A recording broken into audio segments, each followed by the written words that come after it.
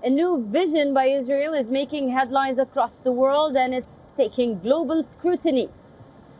Israeli cuts say that a new humanitarian city will rise on the ruins of Rafah, a city where people over 2 million Gazans will be surveyed, will have no freedom and no state.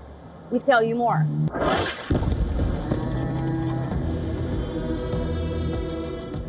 Gaza, once home to over 2 million people, today stands shattered. Entire neighborhoods flattened, lives uprooted.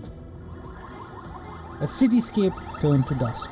Its people are in constant motion, fleeing strike after strike, carrying whatever they can salvage. This is the moment an Israeli bomb tore through Gaza's old city market. No warning, no protection, only wreckage. The Israeli assault has only grown more aggressive, and now comes a controversial new plan: to corral Gaza's civilians into an open-air prison which would be a single sealed zone. A zone Israel calls a humanitarian city.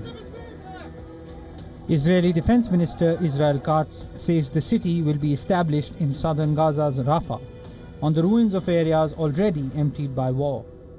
It's meant to house some 600,000 displaced Palestinians, many of whom are currently sheltering in Al-Mawasi town, after being forced out of other parts of Gaza.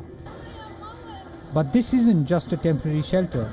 Israel envisions the entire civilian population of Gaza, over 2 million people being moved into this zone permanently, while Israeli government maintains security from a distance. Israel says the zone would be managed by international organizations, not the IDF, but even that remains uncertain.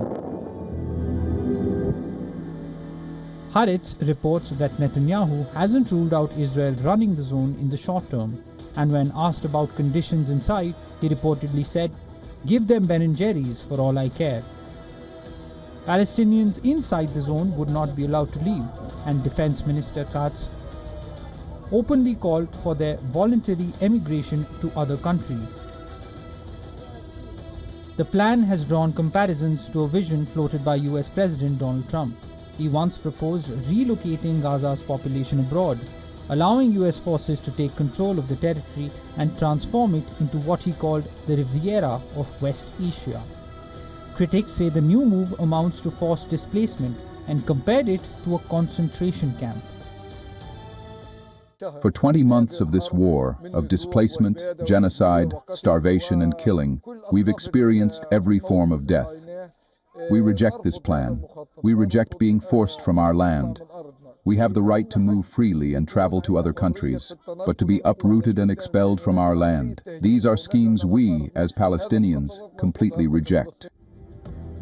The announcement came as Netanyahu landed in the US to meet Trump amid efforts to broker a ceasefire deal in Gaza. But their meeting ended without a breakthrough in ceasefire talks.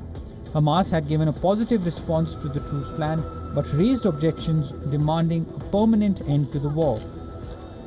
Israel has rejected those terms, insisting that Hamas must be eliminated entirely, both as a military threat and as a governing entity.